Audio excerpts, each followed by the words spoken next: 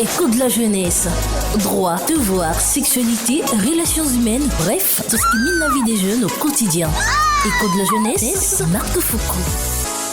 Le rendez-vous des jeunes, c'est reparti. Chers auditeurs, bien le bonsoir à vous tous qui êtes à l'écoute de Lux FM. Bienvenue dans l'émission Écho de la jeunesse au cœur du débat. C'est pour moi un plaisir encore d'être de vôtre ce soir. Nous venons avec un nouveau numéro de Écho de la jeunesse. Nous parlons du harcèlement sexuel en milieu scolaire. La dernière fois, nous avions traité du harcèlement scolaire, mais cette fois-ci, nous revenons avec des détails beaucoup plus particuliers sur le harcèlement sexuel en milieu scolaire. Et je reçois dans ce studio pour en parler Monsieur Félicien Billot, responsable d'établissement scolaire et enseignant. Bonsoir Monsieur Félicien. Bonsoir Monsieur le journaliste. C'est un plaisir encore de vous avoir. Il est toujours partagé. Et nous avons Monsieur Dan Epovo, juriste, président de l'association Lex Militum. Bonsoir Monsieur Dan. Bonsoir Monsieur Marc. C'est un plaisir de vous avoir aussi. De même aussi. Et nous avons Madame Suzy Annick Makaya, responsable santé au sein du volet équipe mobile de Asie Congo. Bonsoir Madame Suzy. Bonsoir Monsieur Marc. Merci de nous avoir visités encore aujourd'hui. Merci. Et Madame Vivienne Nzobo, responsable du volet équipe mobile de Asie Congo. Bonsoir Madame Vivienne. Bonsoir. Et c'est un plaisir de vous avoir aussi. Moi également. Alors, nous parlons donc du harcèlement sexuel en milieu scolaire. Madame Suzy, nous commençons directement avec vous. Qu'est-ce qu'on entend par harcèlement sexuel? Moi, je dirais que un harcèlement sexuel, pour moi, c'est une pression exercée de manière constante à l'encontre d'une personne au sein d'une collectivité hiérarchisée ou bien au sein d'un groupe de personnes qui se cohabitent. Et Monsieur Dan, vous êtes juriste. Selon la loi, que représente donc le harcèlement sexuel? C'est comme on le sait tous, il y a la loi Mouibara qui est là et je sais que la loi Mouibara a apporté plus de précision dans l'harcèlement sexuel et je vais me statuer, autrement dit m'asseoir sur l'article 6 qui définit le harcèlement sexuel, autrement dit tout acte ou toute parole par lesquels l'auteur vise à soumettre la femme à ses désirs sexuels ou aux désirs sexuels d'autrui au moyen de nature à affaiblir ou à porter atteinte à la volonté et ce, indépendamment de la relation de l'auteur avec la victime. Autrement dit, le harcèlement sexuel, c'est tout fait physique, moral, qui pousse à la dégradation sexuelle de la femme. Que la femme. Que la femme. Et là, c'est là toute la question. Tout à fait. Parce que les hommes sont aussi des victimes. On considère toujours à tort que seules les femmes sont victimes du harcèlement. Non mais dites-moi un peu. Est-ce qu'un homme peut refuser une femme sur son coucher? Oui, un homme peut refuser une femme. Vous êtes sûr? Bien sûr. C'est juste pour dire que il est inconsidérable. Peut-être imaginable selon notre propre conscience, mais inconsidérable de dire que non, une femme peut violer un homme. Parce que même en éthique de force et de physique, non, violer non, violer, mais c'est ça, violer. Déjà, la seule différence c'est que quand il y a un désir, chez l'homme il y a forcément érection. Bien évidemment. Et donc sans érection, impossibilité d'avoir une pénétration. C'est dans ce cadre-là qu'il est impossible qu'une femme puisse violer un homme. Mais il y a des femmes qui s'efforcent à séduire les hommes. Tout à fait. On est d'accord. Qui s'efforcent à séduire les hommes. Comme nous sommes en milieu scolaire, je vais vous faire certaines démonstrations. Vous n'en croirez pas peut-être vos oreilles. Moi, je pense qu'on peut ajouter sur l'harcèlement, c'est pas seulement les femmes, on a aussi des enfants. Il y a des enfants aussi qui sont victimes des harcèlements. Que ça soit une fillette ou une fille ou un petit garçon aussi est souvent victime des harcèlements. Oui, mais on pourra ajouter ce que mon frère venait de dire, l'harcèlement, oui, on peut parler de l'harcèlement fait auprès de la femme ou de la fille parce que c'est un être faible par rapport à l'homme. Tout à fait. Si aujourd'hui nous luttons contre les violences et l'harcèlement fait partie des violences, comme je venais de le dire, c'est parce que les femmes sont des êtres faibles et les enfants aussi sont faibles. Voilà pourquoi on insiste sur les violences faites à l'égard des femmes et filles. Avec grand H, quand nous avons affaire à une violence verbale, on ne parlera plus de force, madame. Ou qu'elle soit morale même. Voilà, on ne parlera plus de force physique. Mais nous allons voir les manifestations de ce fléau en milieu scolaire. Parce que, comme je l'ai dit, le milieu scolaire, c'est parce qu'on a vu l'école. Mais dans l'école, il y a les enseignants, les élèves et puis l'administration. Ce sont donc, il y a des hommes et des femmes. C'est ce qu'on voit aussi à la cité, dans les bars. Tout à fait. Ce qu'on voit dans les marchés. Donc, c'est la même chose. Mais je pense que au cours de cette émission, nous allons mieux déballer la question. Alors, Monsieur Félicien, est-ce que vous pouvez nous dire un peu aujourd'hui la situation du harcèlement sexuel en milieu scolaire? Quelle est la situation actuellement? Ce que je voudrais dire là-dessus, c'est que les hommes comme les femmes sont victimes. Bon, comme on est en milieu scolaire, nous avons les enseignants et les élèves. Les élèves sont victimes, mais les enseignants également le sont également. Est-ce que vous savez qu'il y a des élèves qui draguent leurs professeurs? Des garçons qui font la cour, madame, vous êtes trop belle. Et tous les jours, madame, je vous veux comme épouse. On peut le dire en blaguant, mais on peut aussi être sérieux. Et tous les jours, la maîtresse écoute ça. On le vit dans nos écoles. Voilà pourquoi j'ai dit que ça a deux facettes. Les enseignants sont des victimes, les élèves sont aussi des victimes. Mais la proportion est beaucoup plus importante. Les élèves sont plus victimes que les enseignants. Mais sinon que tous, nous subissons cela. Et justement, comment cela se manifeste? Comment cela se manifeste? Bon, comme on l'a dit au cours de notre précédente émission, que le harcèlement sexuel, lui aussi, il prend plusieurs formes. Il peut être verbal, on vous le dit, on vous prononce des mots. Comme ce que vous il peut dire être à un élève avec et voilà. Mais le harcèlement sexuel peut être physique. Déjà, quand l'enseignant se présente dans les classes, notamment du collège et du lycée, le premier cours, l'enseignant doit se présenter. Il met son nom, comme je dis de coutume, à côté, on met aussi son numéro de téléphone. Le but, c'est quoi? C'est pas interdit. L'élève peut appeler son professeur parce qu'il rencontre une difficulté dans une notion. Et il est un devoir pour l'enseignant de donner des explications à ses élèves. Après, l'usage qu'on en fait du téléphone, c'est des SMS qu'on bombarde à l'enseignant chaque soir. Les enfants ne sont pas toujours ce que vous voyez à la maison. Il y a des élèves qui peuvent se permettre, pendant que le prof circule, on se déboutonne, on monte son soutien et puis on referme. Mais le prof a vu. L'œil ne s'empêche pas de regarder. L'œil a vu une première fois, une deuxième fois et après. Dans quel but l'élève le fait? Et je l'ai dit, regardez l'écart d'âge aujourd'hui entre les enseignants et les élèves. Quand j'étais en terminale, j'avais, je crois, entre 21 et 22 ans, mais mes professeurs devaient être dans la quarantaine. De nos jours, ce n'est plus le cas. On peut trouver un élève de 21 ans, une fille de 21 ans, et son professeur a 23 ans, voire 25 ans. Alors là, monsieur Félicien, vous touchez déjà les causes du harcèlement sexuel. Nous allons y revenir tout à l'heure, mais pendant que vous parliez, madame Suzy était comme dubitative. En fait, on a l'impression que vous ne concevez pas qu'un élève ou qu'une élève harcèle un enseignant. Non, en fait, c'est pas que non, je ne conçois pas, mais ce sont des choses que monsieur Billot vient de citer là, que moi, bon, pas moi qui ai vécu, mais que j'ai vu pendant que j'étais aussi élève. Voilà, à l'école, au collège toujours, je dirais, il y a des élèves qui font des avances, des élèves filles, hein, qui font des avances aux professeurs. Par exemple, dans le temps, moi je m'en souviens bien, c'est un témoignage, on avait un professeur de biologie. En ce moment-là, c'est SVT. Dans le temps, c'était biologie. Donc, ce monsieur-là, c'était un bel homme. Il venait à l'école dispenser ses cours, bien habillé, parfumé. Et quand il rentre dans la salle, il voulait son parfum. Et du coup, les élèves filles, parce que à l'école où je fréquentais, il y avait pas mal des enfants, des ministres, tout ça là. Donc, du coup, il y avait des élèves qui étaient des bonnes familles. Donc, on commençait à donner des petits cadeaux au professeur. Parfois, le professeur arrive sur son bureau vers l'estrade à côté du tableau. Quand il arrive le matin ou bien l'après-midi pour dispenser son cours, il voit par exemple un petit cadeau emballé sous le pupitre. Alors il se demande c'est qui. Il y a un petit mot qui s'ensuit avec le cadeau. Et après, lorsque le professeur le reçoit comme ça là, toutefois, vous savez que la chair aussi est faible. Hein? Il arrivera un moment que lui aussi, après il peut être persuadé à la fin. Et qu'est-ce qui peut arriver? C'est, il peut peut-être courtiser la fille. Après, c'est quoi? On dirait que peut-être non, c'est le professeur qui a harcelé, mais alors que c'est la fille qui a commencé.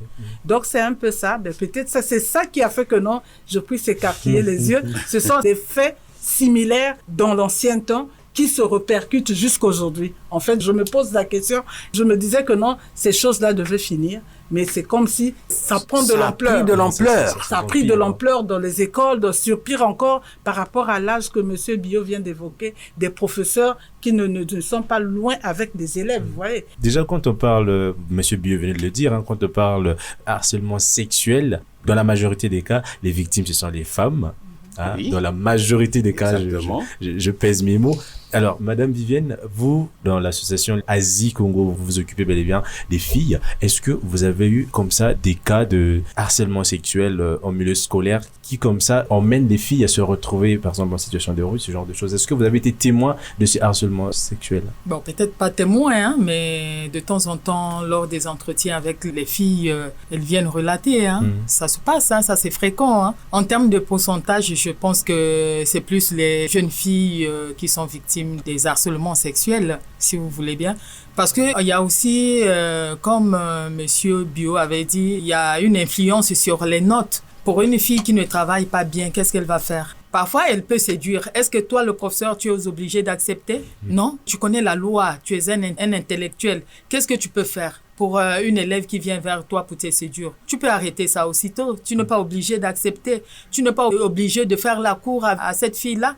Parce que toi, tu connais que toi, tu es père, tu es un encadreur. Tu peux appeler, convoquer les parents. Ça devait s'arrêter. Mais si aujourd'hui, il y a des filles qui font la cour au professeur, ça veut dire que quelque part, les professeurs aussi sont d'accord. Parce que si je ne suis pas d'accord, je vais arrêter. Mais quelque part, il faut savoir que ces mêmes filles qui viennent vers vous, ce sont vos enfants. Si c'est ta fille qui a l'habitude de le faire, toi étant que parent, qu'est-ce que tu vas faire? Donc nous, les grandes personnes, quand je parle nous, les parents, on peut stopper ça. Maintenant, sur les filles, nos filles du centre, effectivement, il y a celles qui viennent. Hein. L'impact, les conséquences, c'est ça. Pour une fille qui reçoit des pressions auprès de son professeur, qu'est-ce qu'elle va faire? Parfois, elle ne peut pas bien étudier. Parfois, psychologiquement, elle ne peut pas être tranquille. Et surtout si à la maison, la fille n'a pas le dialogue avec les parents, elle ne peut même pas en parler. Tout à fait. C'est le parent qui peut peut-être constater, pour un parent qui a l'habitude d'observer sa fille, à ce moment-là, il peut découvrir. Mais si c'est pour les parents qui sont là, ils sortent et reviennent tard,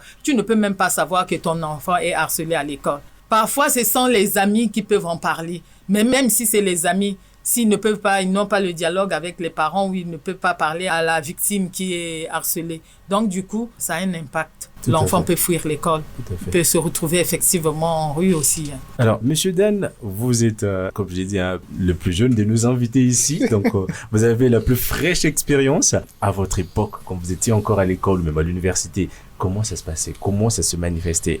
Déjà, à l'université, ça se manifestait par des mots et des gestes. Je peux prendre un exemple simple, excusez pour mon langage. Des fois, lorsqu'une jeune fille passe dans le couloir des hommes, on dit c'est la laine derrière, c'est l'harcèlement. Ah ouais.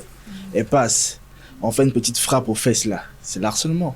Elle passe, on dit tu sais que tu es belle, passe-moi ton numéro, la jeune fille ne donne pas le numéro. Attendez, Monsieur Dan, à partir du moment où vous faites la petite fessée et que la fille réagit en vous montrant qu'elle est peut-être d'accord, parce qu'il y a quand même une façon de réagir. Mais quand la réaction de la fille semble être, on va dire, favorable, est-ce que là aussi c'est du harcèlement? C'est comme je l'ai dit, est-ce que la fille vous a demandé de la taper aux fesses? Alors, Monsieur Marc, Monsieur Bio. le harcèlement sexuel se caractérise par le fait d'imposer à une personne de façon répétée des propos ou comportements à connotation sexuelle ou sexiste. Je dis bien de façon répétée. Voilà. Accidentellement, ça peut arriver. Mais lorsque tous les jours, c'est ce qu'on fait, c'est là que ça devient. Parce que lorsqu'il n'y a pas un caractère récidif, ce n'est pas du harcèlement. Comme on l'a vu lors de notre dernière émission, il est normal que l'on dise à une femme, Madame, vous me plaisez beaucoup. Je voudrais que une femme sérieuse ne dirait pas oui de suite. Peut attendre. Il y a des hommes aujourd'hui mariés, mais il a couru après la femme jusqu'à 3 ans. C'est à la 4e année que finalement la femme a accepté. Ça, c'est une belle femme, les vraies femmes de l'époque. Passer d'aujourd'hui, sitôt dit, sitôt fait. Et donc, ouais, au niveau scolaire, pour circonscrire notre débat, prenons le cas où ce sont les filles qui sont victimes du harcèlement. Elles le subissent de leurs collègues, de la part de leurs collègues de classe, surtout, et dans une petite mesure de la part des enseignants.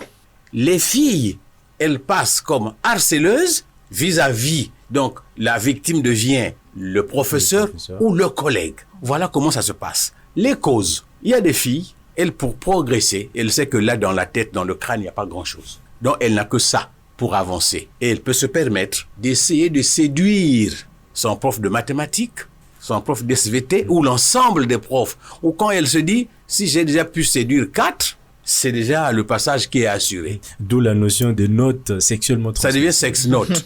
Donc la note est liée au sexe. Sexe. Mais elle est obligée de faire en sorte que tout se passe sous silence. Ne dis pas aux autres.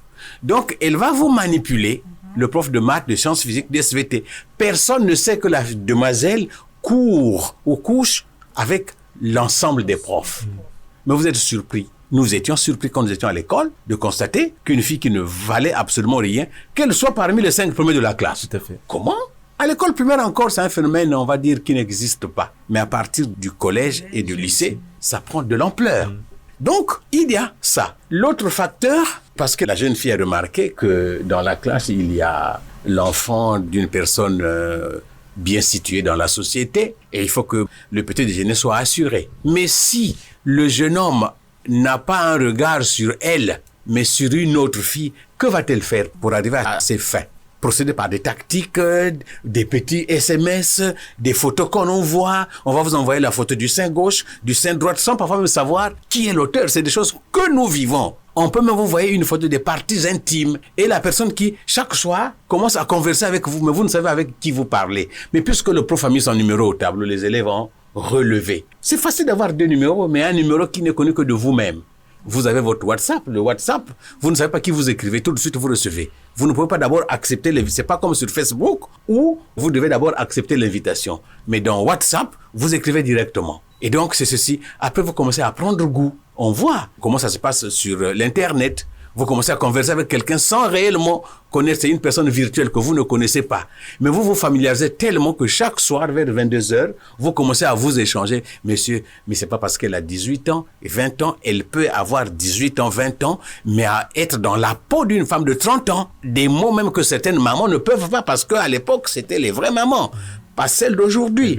Et donc le prof prend goût sans savoir avec qui elle converse. Et parfois même, ils vont jusqu'à prendre rendez-vous. Et vous savez, nous avons des classes pléthoriques. Il y a des classes de seconde de 200 et quelques élèves. Donc, ce sont les élèves qui connaissent le prof, mais le prof ne peut pas connaître nommément tous les élèves. Après, c'est un rendez-vous. On se rencontre à la cité. C'est une demoiselle, mais le prof ne sait pas qu'il s'agit d'une élève. C'est une jeune fille, parce que quand elle vient au rendez-vous, elle n'est pas en tenue. Mais elle a eu le numéro où? À l'école. Donc, c'est là-bas qu'elle a commencé à matraquer les SMS au professeur. Et quand le prof arrive à réaliser que c'est finalement son élève, c'est trop tard. L'acte a déjà été posé. Et là, quelle est la source? On va parler du harcèlement. Mais qui a été harcelé dans ces deux cas? Voilà pourquoi je dis que c'est le professeur qui s'est fait avoir. On verra dans la suite des débats. Je ne sais pas si c'est le moment d'en parler. Quand je vous ai dit, nous étions beaucoup plus jeunes par rapport à notre professeur. Donc, un élève sauter avec son prof, mais comment il peut sauter avec ce papa-là? Mais aujourd'hui, c'est vrai qu'il y a le phénomène de Mbappé, où les papas préfèrent les jeunes demoiselles. Mais aujourd'hui, si les papas préfèrent les jeunes demoiselles, maintenant, quand l'écart d'âge entre professeur et élève est de 5 ans, sinon moins, c'est des collègues. Ils se retrouvent dans les VIP. Après l'école, c'est VIP. Et après VIP, ils se retrouvent là-bas. Donc, le harcèlement au milieu scolaire, ça devient un phénomène complexe. Déjà qu'il n'y a pas une loi, je ne sais pas, maître va peut-être nous édifier. Si l'élève a 19 ans, le prof a 25 ans, ils sont tous majeurs. Va-t-on condamner un prof qui a épousé une jeune demoiselle de 19 ans? Non. Justement, Monsieur Dan, est-ce qu'à un âge, je peux parler harcèlement sexuel? J'aimerais bien reprendre à votre question, mais avant tout, il y a des propos qui m'ont étiqué dans ce que monsieur a dit, parce que je serai honnête envers vous. Je suis à moitié d'accord avec vous. Déjà, je suis jeune et j'en ai vécu et j'en ai subi aussi. Mais il faut d'abord savoir comment caractériser le harcèlement sexuel. C'est comme on dit, la loi, c'est quelque chose de tangible et précis. Chaque mot est important. Chaque mot a une cause et des conséquences. Or, l'harcèlement sexuel, c'est vrai que, comme vous l'avez dit, il faut que ça soit de fait récidiviste. Oui, je suis d'accord avec vous. Mais avant tout, il faut que ça soit contradictoire. Si la personne n'est pas d'accord, vous incitez, c'est de l'harcèlement. Non. Mais si elle est d'accord, c'est plus de l'harcèlement. Elle doit être contradictoire, au fait. Tel comme le cas des choses que vous avez pris. La jeune fille écrivait des messages. Mais le formateur a fait quoi? Il a répondu. Il était d'accord. C'est plus de l'harcèlement. Or, ce qui sera fautif à l'enseignant, c'est que l'enseignant, il a un contrat avec l'établissement. Il a un statut en tant que formateur. Et en tant que formateur, il a certaines formes d'interdiction qu'il ne peut pas faire. D'où nous avons la loi de la théologie. La pédagogie, elle est là, chez les enseignants. La pédagogie interdit certaines mesures aux enseignants. Et c'est par ça qu'il peut être fouetté. Et tout à l'heure, vous avez dit que lorsque une jeune fille a 19 ans, le formateur a 20 ans, personne ne va les interdire. Ça, c'est vrai. Parce que la jeune fille, au-delà de 17 ans, il devient quoi? Il devient majeur. Responsable de son oui et de son non. Voilà. Donc, même si le formateur dit épouse-moi. Moi, j'en ai connu à l'université. J'ai même un formateur, un grand, moi, que j'apprécie beaucoup. Il m'a torturé pour devenir ce que je suis aujourd'hui parce que c'est grâce à lui que j'ai beaucoup appris en matière civile. Malgré sa difficulté, malgré ses pansements, j'ai beaucoup appris de lui. Mais si je vous dis que sa femme, c'est une étudiante, ils ont même un enfant. C'est juste pour vous dire que lorsqu'on est majeur, on est responsable. Lorsqu'on a l'école, il y a des limites. Parce que le formateur a un contrat avec l'école. Lorsqu'on est hors l'école, est-ce que le formateur va dire, bon, ça c'est mon élève? Non. Il va suivre ses intérêts. L'école, c'est l'école. La maison, c'est la maison. Le milieu scolaire, c'est le milieu scolaire. Autrement dit, le travail, c'est le travail. C'est comme je vais revenir à votre question. Il n'y a pas d'âge pour interdire l'harcèlement. Mais du moment où ça ne vous plaît pas, ça devient contradictoire à votre volonté, là, ça devient de l'harcèlement. Que vous ayez 17 ans. Pire encore, de une année à 17 ans, ça forcément, que vous savez compter ou pas, c'est l'harcèlement parce que c'est un mineur. Voilà pourquoi on dit, selon le code de la famille, qu'on dit, je prends le cas de le viol sur mineur, même si la mineure est consentante, c'est un viol. Parce qu'elle est manipulable, la petite. C'est un viol. Parce que quoi, elle a moins de 17 ans. Mais lorsqu'elle a 18 ans, là, si elle est consentante, elle est consentante. Personne ne va l'amener à la maison d'arrêt ni porter plainte. Juste pour dire, pour répondre de façon brève à votre question, le harcèlement n'a pas d'âge, mais du moment où elle est contradictoire à votre volonté, ça devient de l'harcèlement. Tout à fait. Alors, le harcèlement n'a pas d'âge. Madame Vivienne, parlons quand même du fait qu'il y a l'écart d'âge. Est-ce que, comme Monsieur Biot venait de le dire, entre le professeur et son élève, il y a un écart de 5 ans? Est-ce que, à cause du fait qu'on va dire que la fille est peut-être de mon goût ou de ce que j'aime bien voir chez une fille, est-ce que c'est une raison pour baisser la garde et toucher quand même à la fille? Quand on parle d'harcèlement, si c'est un mineur, il y a condamnation. On peut prendre d'une année jusqu'à 17 ans. Il y a condamnation. Mais si c'est consenti, c'est à ce moment-là qu'on peut dire, s'il n'y a pas une pression. S'il n'y a pas une pression, elle est d'accord, à ce moment-là, on ne peut pas parler d'harcèlement. Maintenant, sur la question que tu venais de poser... Est-ce l'âge est un prétexte pour quitter, on va dire, les valeurs pour un enseignant qui va vers son élève juste parce qu'il trouve que, bon, par exemple, on a peut-être à peu près le même âge ou de la même génération. J'aime bien comment cette fille se présente. Est-ce que c'est un prétexte pour quitter son rôle d'enseignant et se rabaisser au point d'aller coucher avec la fille? J'ai dit non. Déjà, quand un professeur, tel que l'exemple qu'il vient de prendre, un professeur qui répond aux SMS, il accepte et puis la suite c'est les rapports sexuels, j'ai dit que c'est pas une bonne façon de faire. Déjà, le prof, si c'est un marié, est-ce que c'est un bon comportement?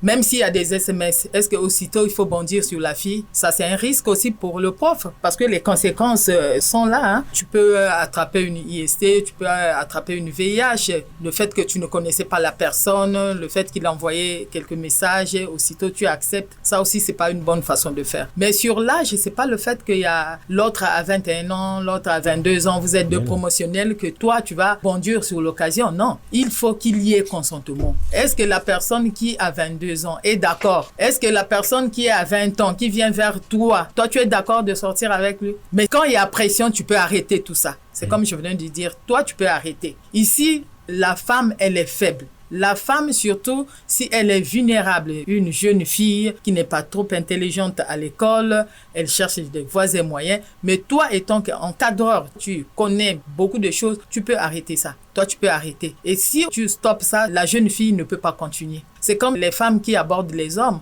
Si l'homme ne veut pas, toi, la femme, tu es bloquée, tu ne peux pas continuer. Mais si tu es d'accord, c'est à ce moment-là que vous pouvez faire chemin ensemble. Mais toi, étant que l'homme ou un professeur, il faut savoir que cette fille-là, elle est mineure. Moi, en faisant ça, je cours un risque. Nous, au niveau d'Asie, on a un volet violence.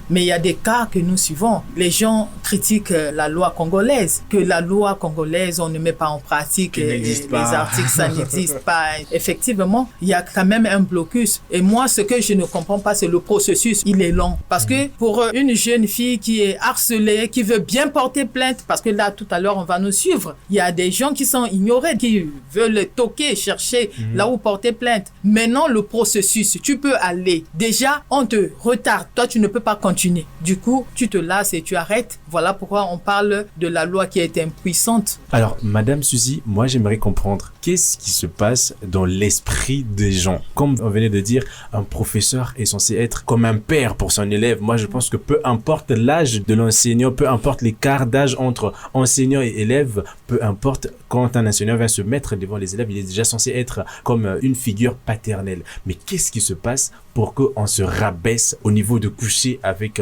ses élèves? Pour répondre à cette question, j'aimerais peut-être revenir sur ce que a dit Monsieur Dan, hein. Ce qui concerne l'éthique professionnelle, sinon la déontologie pour l'enseignant. Normalement, l'enseignant doit appliquer ce qu'il a appris comme étant formateur. Parce que on a toujours dit la chair est faible. Bon, les gens se cachent derrière cette excuse-là, en disant que j'ai été persuadé, j'étais obligé. Mais cela ne t'oblige pas d'abandonner ce que tu as appris à l'école pour les appliquer au sein de l'établissement, là où tu es pris comme formateur, comme encadreur, comme père, comme figure parentale pour les élèves que tu dispenses les cours. Donc, normalement, l'enseignant doit mettre sa veste de la déontologie au niveau du travail pour éviter toutes ces avances-là qui peuvent arriver par rapport à ce que venait de dire M. Bio. Par exemple, les filles qui t'écrivent les SMS, tout ça là, il faut les appliquer pour les repousser loin de toi, pour que tu te sentes vraiment que non, je suis un père et je suis ici pour un but précis, c'est pour vous dispenser pour vous donner le savoir que j'ai et pour que vous soyez des personnes demain, des ministres, des présidents. C'est comme ça que je pourrais répondre à cette question. Tout à fait. Alors, Monsieur Bio, tout à l'heure, vous avez parlé dans cette question de la tenue. Par exemple, une fille qui vient, qui déboutonne un peu sa chemise, après remet, qui fait ça de façon express, juste pour attirer l'attention du professeur. Cette année, en tout cas, le ministère de l'Enseignement a mis en place une loi. En tout cas, les mesures ont été prises selon quoi la tenue scolaire doit être décente, qui ne doit pas être moulante. Est-ce que vous pensez que ça peut contribuer en tout cas à lutter contre le phénomène? Bon, la tenue scolaire qui a été officialisée au niveau de l'école congolaise à partir du collège, j'essaie un peu de mettre de côté l'école primaire parce que les enfants sont encore trop jeunes, collège jusqu'au lycée, c'est la même tenue. C'est un pantalon kaki, le bas et le haut c'est kaki pour les garçons et puis pour les filles c'est le bleu ciel. Alors le pantalon c'est d'abord une tenue qui met en valeur l'aspect physique d'une femme. Je ne suis pas là pour contredire, dire que ça a été mal fait. D'accord.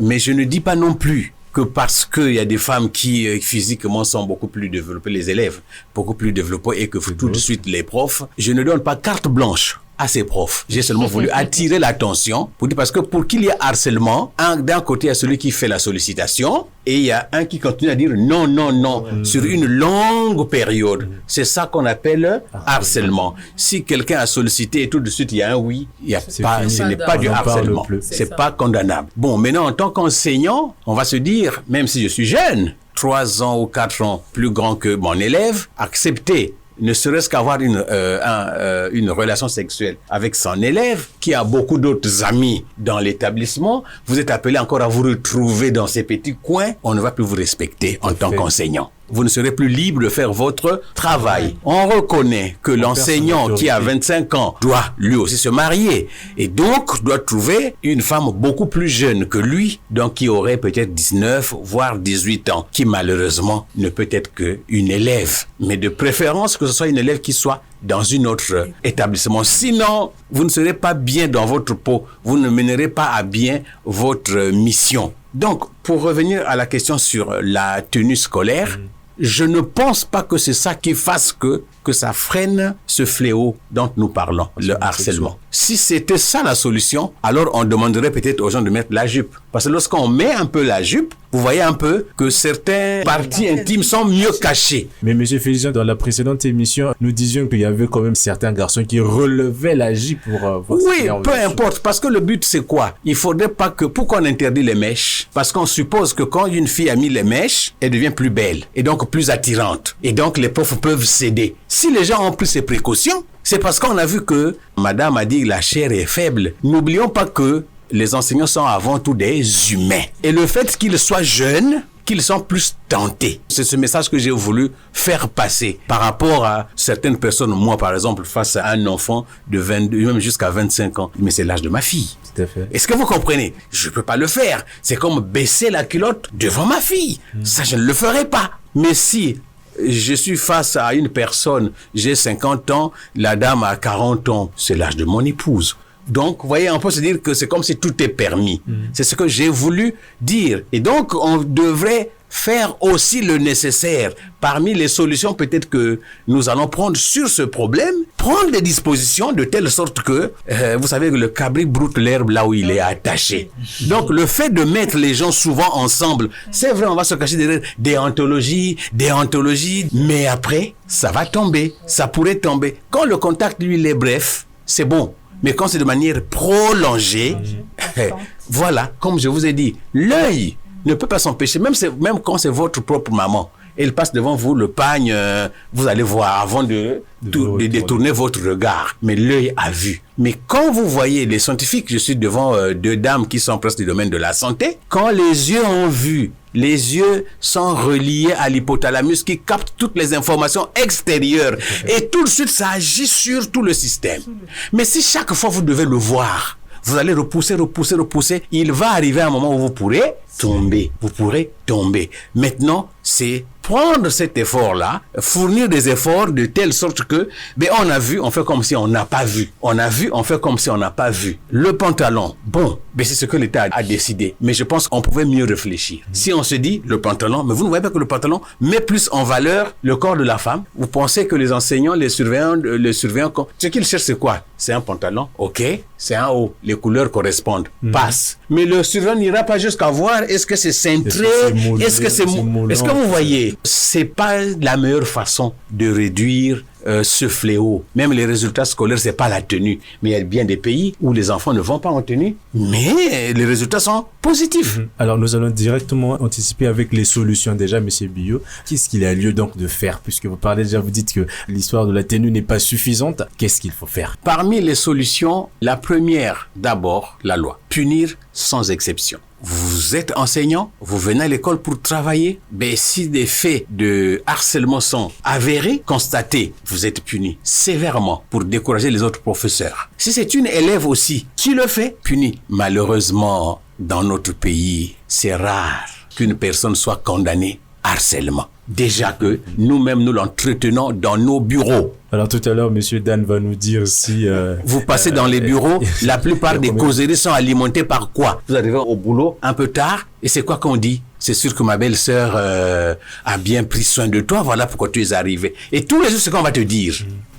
C'est pas du harcèlement. Un enseignant qui arrive en retard en classe. Et ce sont les élèves. Ah, monsieur, aujourd'hui, hier, vous n'êtes pas venu, il avait plu. C'est sûr que vous avez beaucoup glissé. Nous avons notre jargon à nous, mais bon, la loi d'abord, qui doit être vulgarisée. Le problème, les lois au Congo, c'est pas ce qui manque. Mais elles ne sont pas vulgarisées. On dit enregistré au journal officiel de la République. Combien de Congolais vont consulter le journal officiel? C'est dit seulement comme ça, journal officiel. Combien ont la possibilité d'aller le visiter pour voir quelle loi a été promulguée? On parle de loi Mouébara, on dit seulement loi Mouébara. Alors justement, est-ce qu'on peut trouver cette loi-là partout? Justement, Monsieur Dan, avant qu'on évolue d'ailleurs, parce qu'on va presque vers la fin, que risque un harceleur selon la loi congolaise? Selon la loi congolaise, l'harceleur risque 5 ans à 10 ans d'emprisonnement. Les dommages et intérêts allant de 500 000 à 5 millions de francs CFA. Et tout dépend aussi de la gravité, parce que l'harcèlement est un délit et non un crime. Mais lorsque la gravité est assez excessive, là nous pouvons changer.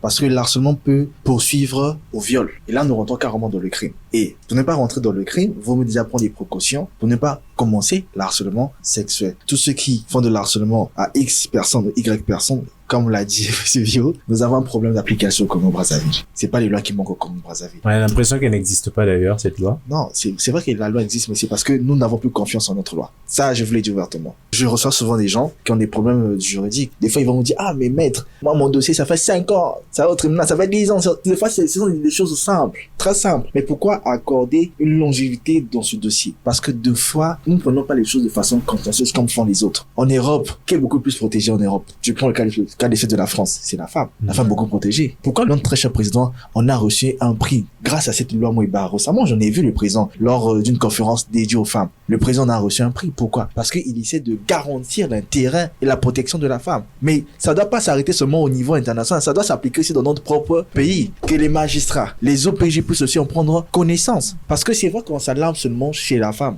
Mais il y a aussi des hommes qui sont sujets d'harcèlement. Chez les formateurs, moi j'en ai subi. J'étais harcelé par mon formateur, mais qu'est-ce que l'école a fait? L'école n'a rien fait pour moi. J'ai répété la classe, j'ai payé encore de l'argent en double. J'étais perdant financièrement. Donc tout ça, c'est question d'application de la loi. Tant qu'on n'applique pas la loi, les gens vont dire Naza Mwana, Montomoko. Ici, c'est mon pays. Mais c'est ton pays, mais il y a les lois qui sont là. Toi, tu es né grâce aux lois. S'il n'y avait pas la loi, tu ne peux pas avoir d'acte de naissance. L'acte de naissance existe parce qu'il y a une loi qui a permis l'acte de naissance. Donc sans la loi, on ne peut pas avancer. Voilà pourquoi on dit la loi est une règle qui permet à certaines personnes de ne pas dépasser certaines limites. Quand tu dépasses, la loi te récupère. Tout à fait. Alors, on va vers la fin. Madame Vivienne, ça va même d'ailleurs être votre dernier mot. On a cité beaucoup de solutions pour lutter contre le phénomène. D'après vous, qu'y a-t-il lieu de faire? Comme venaient de dire les autres, la mise en application surtout de la loi Mouébara. Parce que dans la loi Mouébara, il y a beaucoup des articles qui sont vraiment détaillés, qui protègent la femme et l'enfant. Voilà pourquoi depuis le début, je ne cesse d'insister sur les enfants aussi, qu'on ne peut pas laisser à l'écart. Aujourd'hui, on parle des jeunes garçons dans les collèges, mais depuis les écoles primaires, il y a des jeunes enfants qui sont harcelés aussi par des profs. Surtout que l'enfant n'a pas la parole, il ne peut pas parler. Souvent, cet enfant-là est intimidé, l'enfant change de comportement même à la maison. Donc, ce qu'il faut faire, il faut mettre en application la loi Mouébara que j'aime à tout moment. Et Madame Suzy, pour terminer, à qui parler? Surtout pour une jeune fille, quand on est victime de harcèlement sexuel, à qui en parler et comment en parler? Bon, moi, je crois que les émissions que nous tenons comme ça, là, seront nécessaires à pouvoir sensibiliser l'auditoire, sinon la jeune fille et même les malfrats, les gens qui appliquent l'harcèlement, qui font de l'harcèlement, quoi. Donc, dans les émissions comme ça, je crois que nous pourrons peut-être profiter de pouvoir lire certains articles qui pourront peut-être réveiller certaines personnes de ne pas faire du mal, de ne pas être dans l'harcèlement, sinon changer de comportement et puis soit intégrer dans la société vraiment pour ne pas perturber le comportement des autres, quoi. Voilà ce que je peux dire. Merci beaucoup. Alors, Monsieur Félicien, on a presque fini. Un dernier mot à l'endroit de ceux qui vous écoutent. Et justement, pendant que vous direz votre dernier mot pour un élève qui est harcelé, à qui il s'adresse en cas d'harcèlement sexuel? L'école, je l'ai dit tantôt, est une structure organisée. Nous avons la surveillance générale. C'est une personne qui anime cette partie de l'administration d'une école qui doit recenser tous les faits de violence. Et ce dernier remonte l'information à la direction. Il est au bureau, le directeur est au bureau. Le surveillant, il est au contact de tout le monde. Et sous le surveillant général, il y a des surveillants de couloir qui circulent, qui constatent tout, qui ramènent vers le surveillant général. Et le surveillant général remonte l'information vers sa hiérarchie. Ce que j'aimerais dire à nos élèves, vous êtes nombreux, qui n'avez pas pu aller plus loin dans vos études, surtout lorsque vous avez eu la malchance d'être physiquement très belle. Parce que vous devenez la cible de tous les malfrats, de tous les professeurs jusqu'à l'université. Je comprends toutes les personnes qui ont dû même arrêter les études parce qu'on préférait conserver leur dignité que de subir cette humiliation. Les voies de recours existent. N'hésitez pas, chers élèves, d'en parler. N'ayez pas peur. Parlez à votre surveillant général. Je peux comprendre, il peut arriver que le surveillant général soit lui-même votre harceleur, votre gourou. Et là, ça devient compliqué.